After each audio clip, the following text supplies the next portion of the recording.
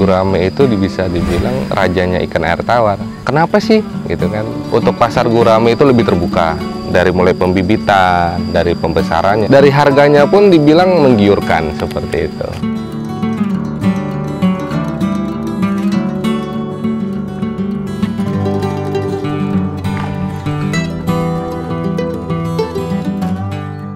Assalamualaikum warahmatullahi wabarakatuh. Perkenalkan, nama saya Muhammad Faru Rozi. Sekarang berada di lokasi kita, Kampung Baru, Desa Citayam, RT 5 RW 5, Kelurahan Desa Citayam, Kecamatan Tajurhalang, Kabupaten Bogor. Kita di sini budidaya ikan gurame, lebih di pembibitannya.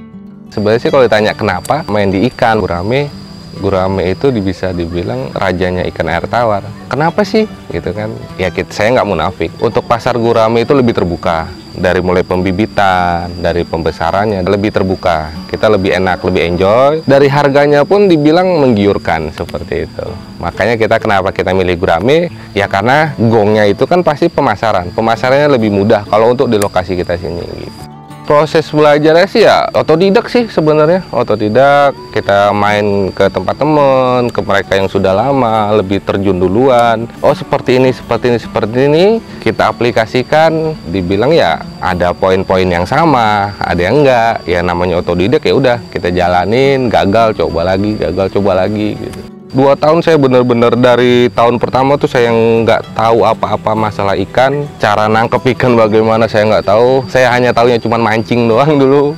Cara budidaya ikan tuh bagaimana sih? Jadi tekniknya segala macam saya perdalam tuh 2 tahun. Tahun ketiga saya mulai merambah. Oh cari referensi lagi dong, tambah-tambah referensi. Kita udah tahu nih perilaku di tempat kita bagaimana. Kita pengen tahu di tempat lain, cari pengalaman lagi. Kita sharing.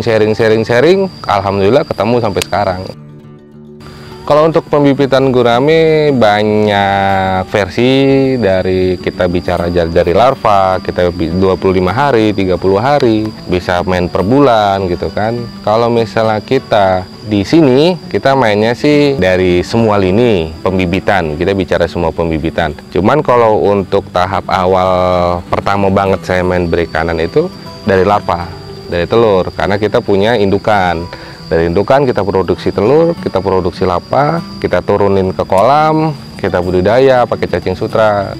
25 hari, 35 hari, itu kita udah pasar, kita jual, dapat selisih harga di situ. Oh, mulai lagi perkembangan, kita main yang sampai ukuran 2 jari, 3 jari gitu. Di sini lebih ke pembibitannya, cuman lebih ke larva, dari telur gitu, produksi yang 25 hari, 35 hari gitu.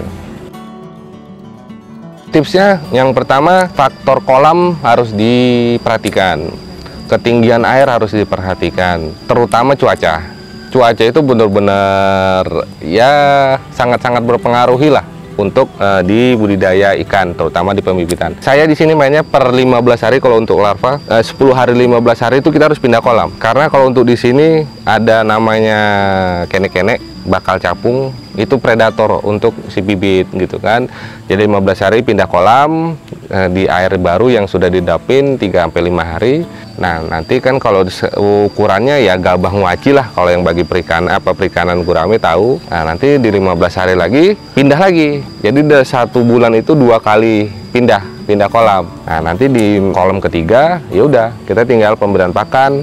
Terus kalau untuk kualitas air kita perhatikan. Kalau untuk cacing sutra, kita kan biasanya 30-40 hari pemberian pakan cacing sutra. Itu biasanya kualitas air itu di 15 hari itu udah mulai kurang bagus. Itu bisa kita sistem sifon, ada kita salin air, atau mau dipindah kolam lagi tidak masalah. Cuman kita tengok dulu cuacanya gitu kan. Jangan mindahin ikan pas saat hujan. Jangan mindahin ikan pas saat memang panas-panas terik, air lagi panas. Kalau kita belum tahu tekniknya jangan. Biasanya sih kalau yang normal-normal sih pagi, kalau nggak pagi palingan sore seperti itu. Saya juga kadang-kadang tengah malam, wah ini lagi enak nih, hati kita lagi enak gitu kan, ya udah kita pindahin. Nah terus jangan pindahin ikan pas hati kita lagi nggak enak. hukum alam itu saya jalanin, itu berpengaruh banget. Pas kita lagi sama istri lagi ada cekcok, udah mati.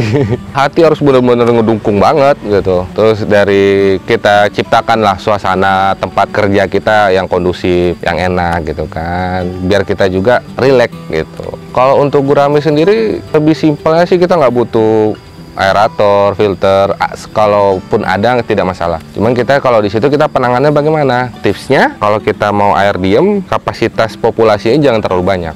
Kalau untuk penjualan kita sistemnya kita per ekor, tetap per ekor. Mau dari larva ataupun sudah yang sedang, yang remaja, itu kita tetap sistem jualnya ekoran. Yang membedakan yang pertama palingan dari kapasitasnya, terus dari banyak ngambil atau enggaknya. Kalau kita bicara harga ya, seperti itu.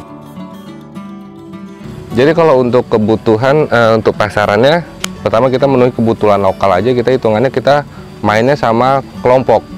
Kita nggak bisa main sendiri. Saya ada teman-teman yang sama-sama main di pembibitan juga, terus ada teman juga yang membantu pemasarannya. Kalau untuk pemasaran kita Jabodetabek, terus kita juga menerima pengiriman ke daerah gitu kan. Insya Allah ya dalam waktu dekat kita pengen merambah ke dunia ekspornya. Jadi kalau misalnya kita bicara, Mas, saya mau punya usaha dong. Semua usaha pasti bener, harus punya modal bener. Memang nggak ada usaha yang nggak pakai modal. Cuman ada usaha bagi mereka yang dia tidak punya modal. Mereka hanya punya keyakinan. Mereka hanya punya partnership yang sejalan sama dia. Dia uraikan mimpi dia uraikan ilmu dia bisa menjalankan usaha tanpa modal. Yang pertama, misalnya kita punya lokasi, nggak usah besar-besar, kecil aja. Oke, kenapa sekarang sudah ada sistem terpal ibarat kata lebih murah lah untuk modal awal.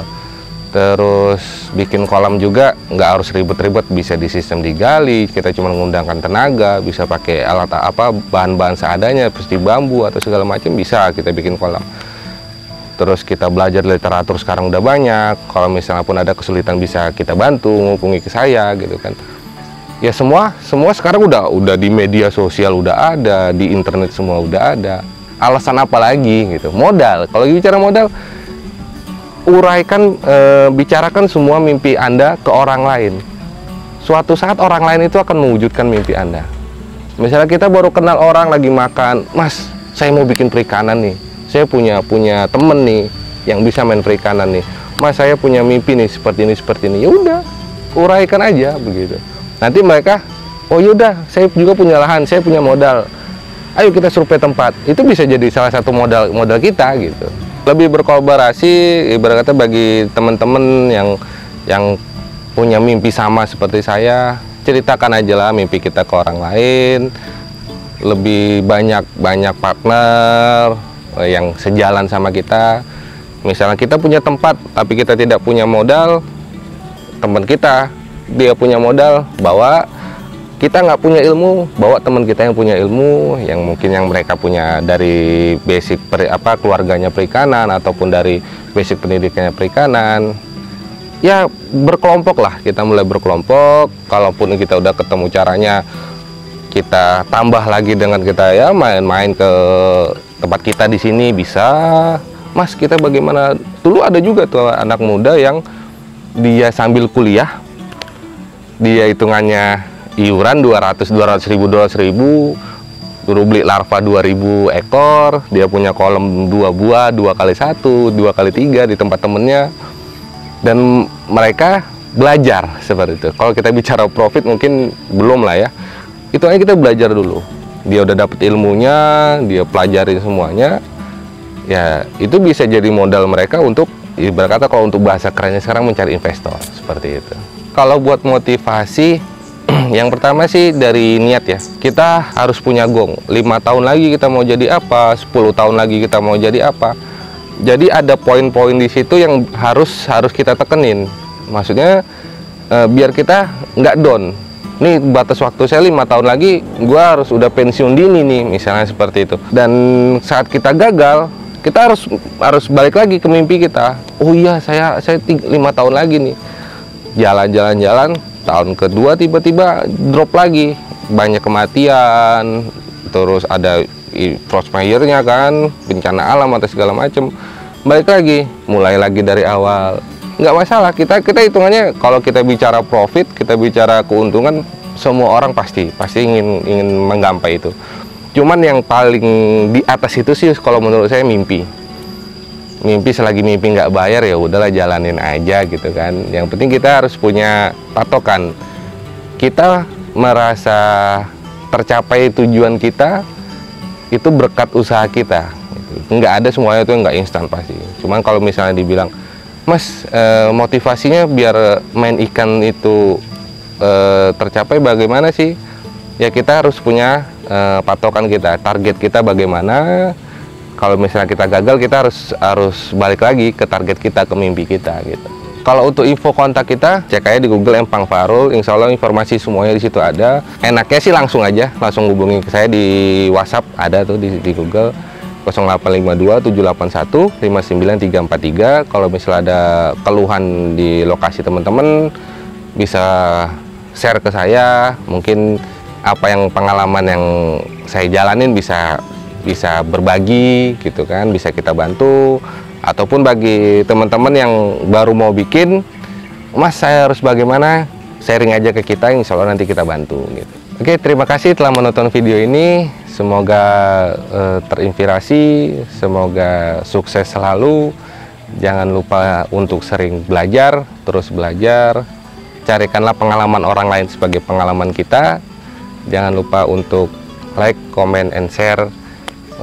Subscribe juga, cap-capung biar kita terlalu terinspirasi, termotivasi. Jaya terus petani Indonesia.